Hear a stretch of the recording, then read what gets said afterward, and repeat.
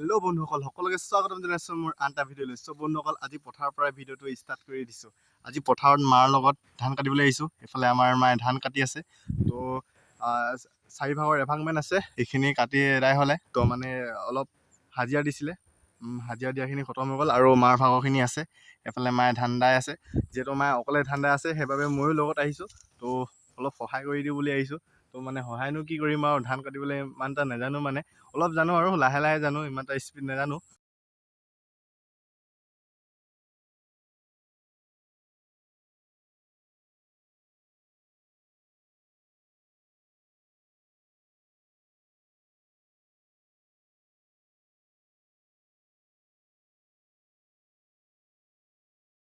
সেইফালে চাওক, মায়ে অকলে অকলে ধান দাই আছে ন মা?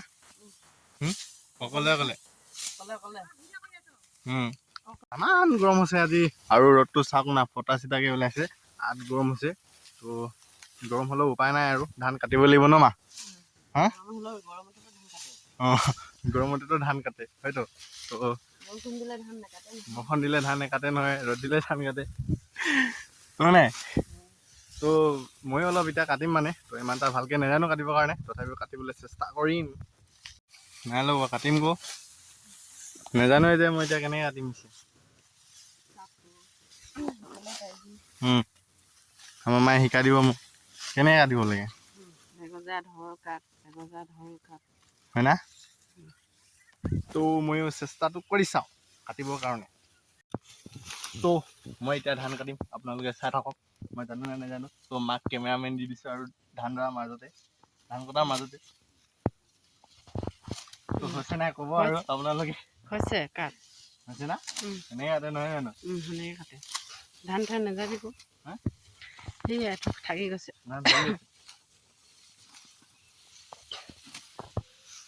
পাৰিছ, ডাঙৰ হ'লেও পাৰিবি। ডাঙৰ হ'লে পাৰিম না?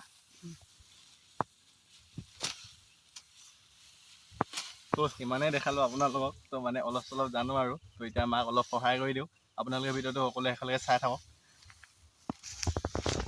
তো ইমান গৰম হৈছে নহয়, একেৰাহে ধান কাটি থাকিব নোৱাৰি আৰু, একদম গাৰ পৰা পূৰা পানী বৈ গৈছে আৰু ঘাম ওলাই গৈছে। আৰু এইফালে আমাৰ মায়ে ধান দাই আছে, ৰ'দত গৰম নাই উঠা নেকি মা? তো মানে অভ্যাস হৈ গ'ল সিহঁতৰ, মানে ধান দাই আৰু ৰোৱা ৰুই, মানে ইমান এনেকুৱা গৰমতে ফটা চিটা ৰ'দতে আৰু ধান দাই ৰুৱে, সেইবাবে একদম অভ্যাস হৈ গ'ল নেকি মাহঁতৰ ন মা? কৈছে। তো সেইসকলে বুজিব যিসকলে খেতি কৰে, তো সিহঁতৰ ল'ৰা ছোৱালীসকলে বুজি পাব কিমান কষ্ট। তো ইমান গৰমখনত ধান দোৱা কিমান কষ্ট। তো মায়ে কৈছে মানে ক'তনো গৰম নুঠে বোলে, তো কৰিবই লাগিব কৈছে, হয় নাই? তো পইচা পাতি যদি নাথাকে হাজিৰা দিবলৈ, তো নিজে কৰিব লাগিব। সেইবাবে গৰম উঠিলেও এতিয়া উপায় নাই আৰু, কৰিবই লাগিব কৈছে। তো সেইটোৱে হয় আৰু কথাটো, নহয় জানো মা? তো এডোখৰ দিলে হাজিৰা, আৰু এডোখৰ মাটি আছে ওচৰতে, তো সেইডোখৰ হাজিৰা দি থৈছে। তো আপোনালোকক দেখামগৈ এইডোখৰ, ৰখি ৰখি দাই আছোঁ ধান, আৰু বহুত গৰম হৈছে। সেইফালে আধাখিনি শেষ হ'লে আধা এডোখৰ, আৰু আধা এডোখৰ আজি খতম হৈ যাব ন মা? আজি মানে খতম কৰি দিব লাগিব এইডোখৰ, তো বেছি ডোখৰ নাই। তো দুটা এটাই কাৰণে খতম কৰি দিব লাগিব, মই মানে আৰু ওপৰৰ পৰাই আৰু ন মা? তো বহুত গৰম হৈছে একদম পূৰা। এখন চাদৰখন মূৰত লৈ লৈছোঁ আৰু কলা হ'ম বুলি। তো এই পাৰি টুকি খতম কৰি কিনে যামগৈ বুলি কৈছে মায়ে, যিহেতু বহুত গৰম হৈছে ন মা? তো এইডোখৰ দাই কেনে তাৰপিছত আৰু পিছবেলা আহিব মায়ে দাবৰ কাৰণে, মই চপাব আহিব লাগিব নেকি? তো ধান এই দোৱাখিনি চপাব আহিব লাগিব, যিহেতু বতৰৰ মহিমা বুজিব নোৱাৰি। তো বৰষুণ দি দিব পাৰে, সেইবাবে ধানখিনি চপাই থ'ব লাগিব, যে ওলালে মানে বেয়া হৈ যাব। তো ৰ'দ বতৰতে চপাই থৈ দিম আৰু ধুনীয়াকৈ, দেউতাই কঢ়িয়াবহি। তো বহুত গৰম, নোৱাৰি আৰু থাকিবলৈ সিমান ৰ'দত, মায়ে ওলালে যাবলৈ। তো ময়ো গৈ থাকোঁ ন মা? ইমান গৰম হৈছে নহয়, থাকিব নোৱাৰি তাৰমানে। তো পিছবেলা সময়ত যাব পাৰিব নেকি অলপ, তেতিয়া ছাঁ হ'ব, ঠাণ্ডা ঠাণ্ডা হ'ব।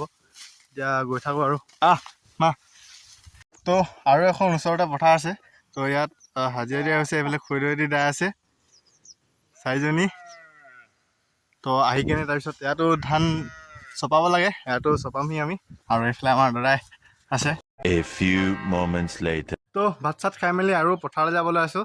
তো যিহেতু ধান চপাব আছে, চপাব যাওঁ। আৰু এইফালে আমাৰ লক্ষীনাথ ভাই পালেহি আমাৰ ঘৰত, তাকো লৈ যাম বুলি ভাবিছোঁ। লক্ষীনাথ ভাই তো আহিছিলে বেচিয়াটো এতিয়া ধান চপাব লৈ যাম চাওক লং পেণ্ট পিন্ধি আছে মুখখন খোল গৈ তোক চিনিয়ে নাই পোৱা চিনি পাব লাগে তো এইটো লক্ষীনাথ ভাই তো দেখিয়ে থাকে আপোনালোকে তো এতিয়া যাওঁ সেইবা নহয় আমি গৈ থাকিম ঐ ধুনু থাকিবি হা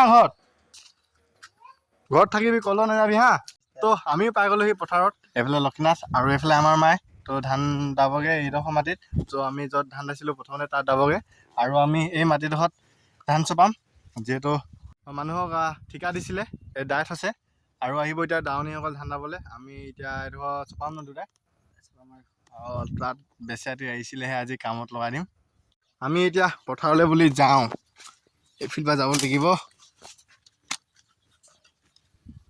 ভালকে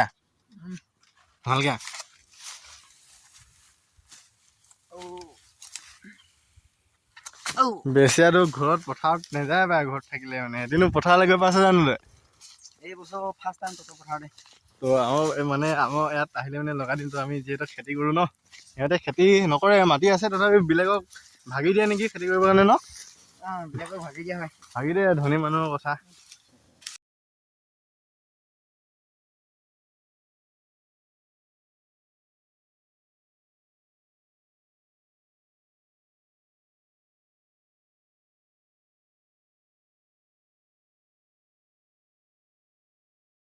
এই গোটেইখিনি চপাব লাগিব যিমান নহ'লেকে দৰা আছে ধান কটা আছে চব চপাব লাগিব লক্ষীনাথ দেই হ'ব তো গোটেইখিনি চপাম তো এতিয়া মানে মই চপাই লওঁ আৰু যিহেতু ভিডিঅ' বনাই থাকিলেও নহ'ব নহ'লে এইফালে বেলি পৰিব তো লাষ্ট ফিনিচিং অলপ আছে লক্ষীনাথ ভাই অলপ আছে দেই তো এইফালেখিনি চপাব দিয়া নাই কিয়নো মাছ নালাগে বুলি কৈছে চপাবলৈ আজি দোৱা কেঁচা হৈ আছে সেইবাবে চপাম নাই এতিয়া এইখিনি চপাম আৰু তাত চপাম তাৰপিছত খতম হৈ যাব তো ইয়াত চপাই কেনে কমপ্লিট হৈ গ'ল তো এতিয়া আৰু যাম তালৈ তো ঘাম চাওক কেনেকৈ ওলাইছে তো এইফালে আমাৰ দাৱনীসকল পুৰা টেঙা কাটি খাই আছে এইফালে আমাৰ দাদাই পুৰা টেঙা কাটি আছে আৰু এইফালে আমাৰ লক্ষীনাথ ভাই ধান চপাই পুৰা লেবেজান হৈ গ'ল এতিয়া খুলি দিলে কাপোৰখন টেঙা খা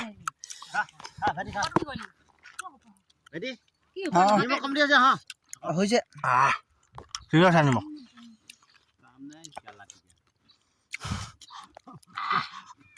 তো মই আহি গ'লো আৰু এইখন পথাৰলৈ ইয়াত চপাৰ কাৰণে তাত শেষ হৈ গ'ল আৰু আমাৰ লক্ষীনাথ ভাগ পঠিয়াই দিলোঁ মই এইফালে গৈ থাকোঁ তো এইটো কাম আছে মানে ই বেলেগ এটা কামত আহিছিলে তো আমাৰ ঘৰত সোমাই গৈছিলে তাকে ক'লোঁ মানে একেলগে ধানটো চপাই লওঁগৈ বুলি তো সি তাত চপালে তাৰপিছত এতিয়া গ'লগৈ আৰু বেলেগ কাম আছে তো এতিয়া মই অকলে চপাব লাগিব আৰু সেইফালে মায়ে ধান্দা আছে সেইফালে তাৰ ওচৰতে আমাৰ এইফালে এপাৰো আৰু নিচাদে দাই আছে পুৰা ধান